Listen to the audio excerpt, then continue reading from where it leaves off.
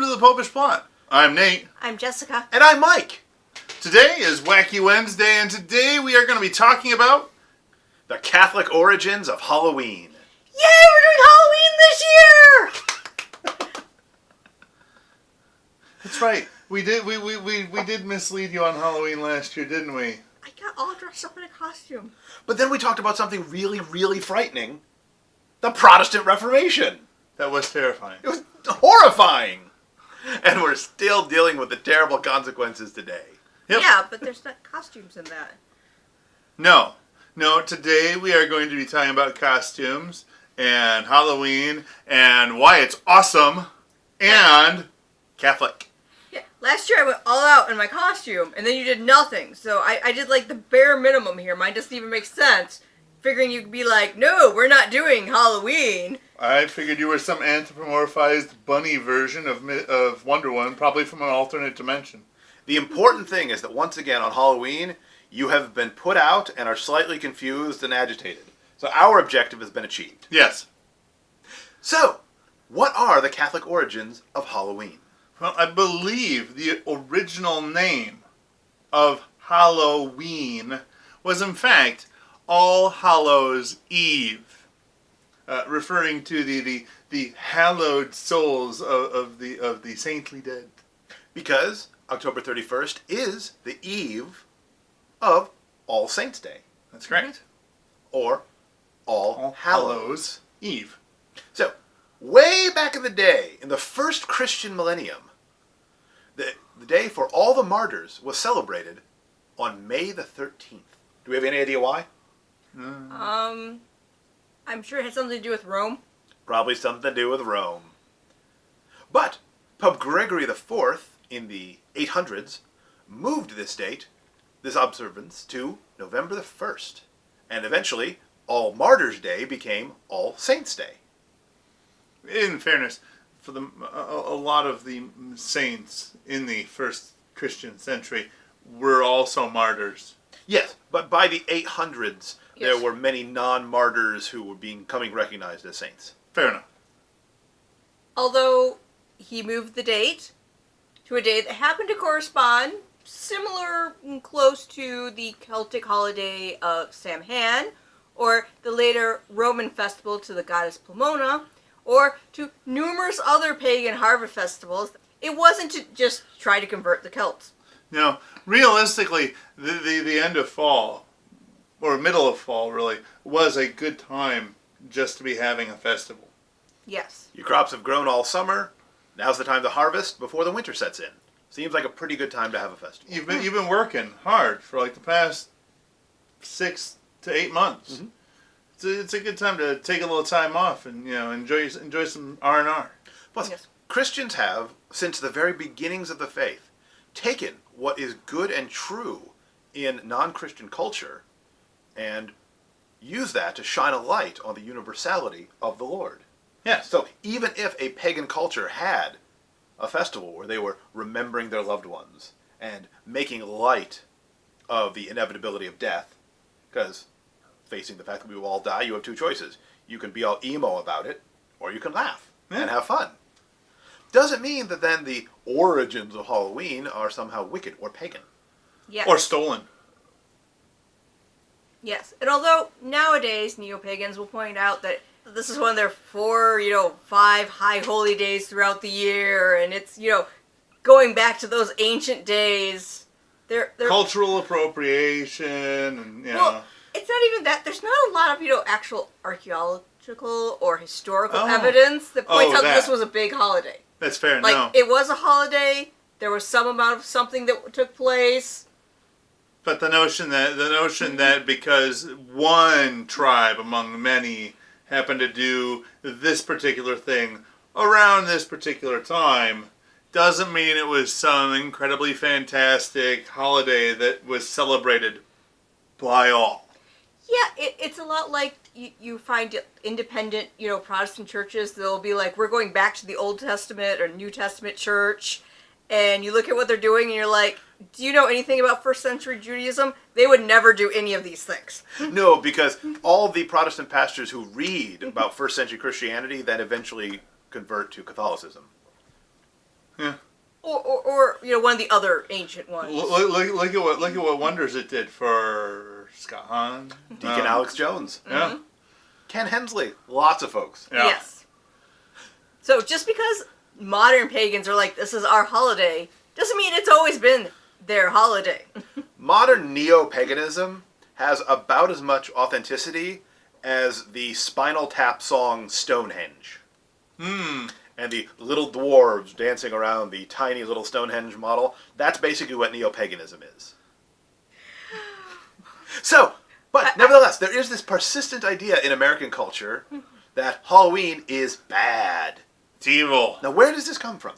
Well, as far as I could tell from my research, it's one of those things that is a lot like many other things that are anti-Catholic in America, in that the largely Protestant America of the day, Joyless Protestant America of the day. well, there was some moderately joy. They weren't all Puritans by this time.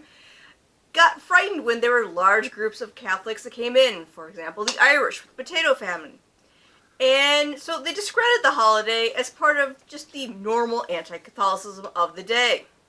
We'll remember, of course, the famous Know Nothing Party, whose main political platform was mostly, we hate Catholics. And they knew nothing about their party. We know nothing.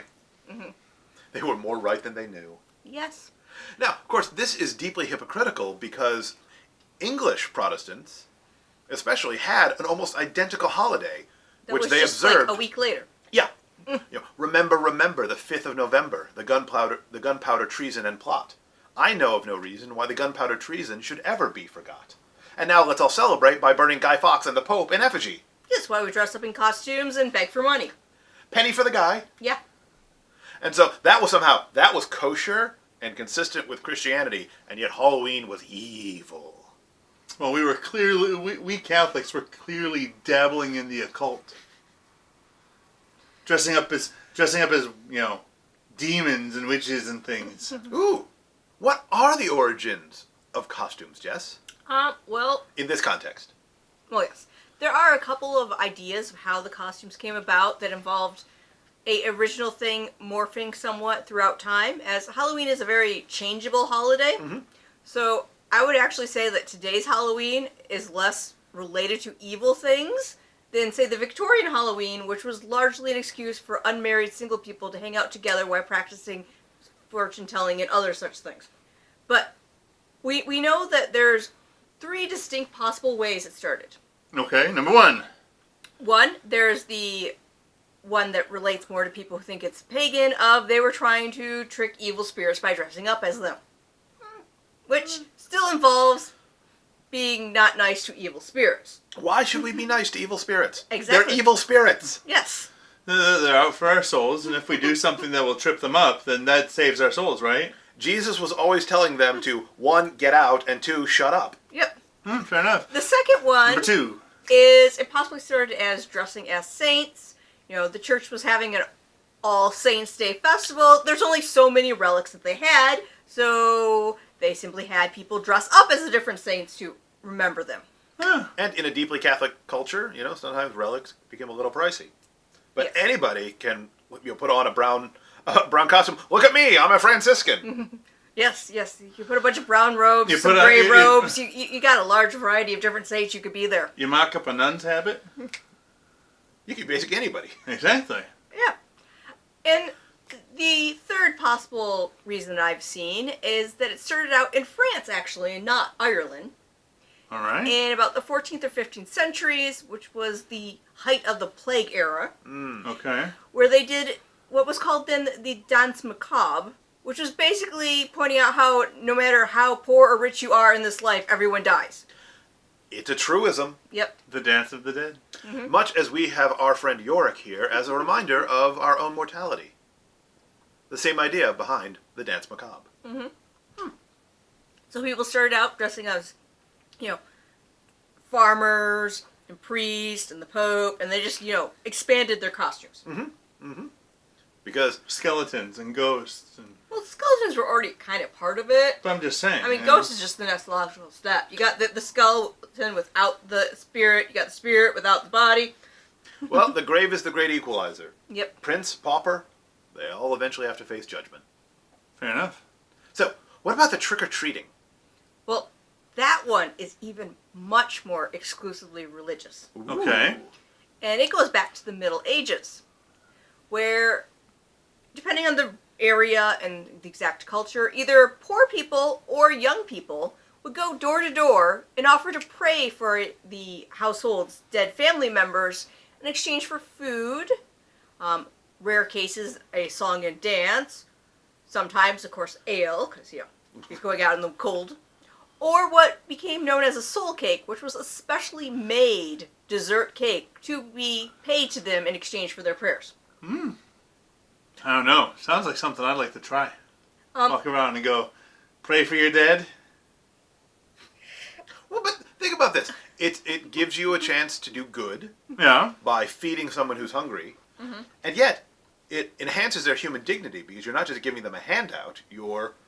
It's a fair exchange. You're exchanging something you're exchanging good for services. Exactly. Yes, and I think we essentially made a similar variation for our Day of the Dead one Okay. with the bread of the dead. Okay.